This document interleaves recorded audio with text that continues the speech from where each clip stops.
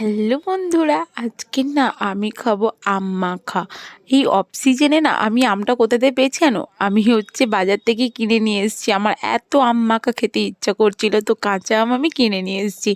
আমটা একটাই নিয়ে এসেছি, তো ওই আমটা ভালো করে ধুয়ে আমি কেটে নিয়েছি। আর এখানে কাসুন্দি নিয়েছি, গুঁড়ো লঙ্কা আর বিট লবণ, ব্যাস আর কিছু লাগবে না। এই তিনটি উপকরণ দিয়ে এত দারুণ আম মাখাটা করবো না বন্ধুরা। দেখো এখানে আমি আমগুলো দিয়ে দিয়েছি, দিয়ে খুব ভালো করে এবার মাখিয়ে নেব।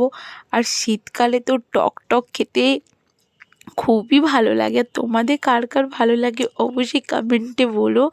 আমার তো শীতকালে টক খেতে দারুণ লাগে, বিশেষ করে আম মাখাটা আমার খুব ফেভারিট খাবার। তো চলো এবার আম মাখাটা আমার একদম কেমন লোভনীয় লাগছে না? আমার তো খুব ভালো লেগেছে। তোমাদের কেমন লাগলো অবশ্যই কমেন্টে বলো। ভিডিওটি ভালো লাগলে লাইক আর চ্যানেল সাবস্ক্রাইব করো।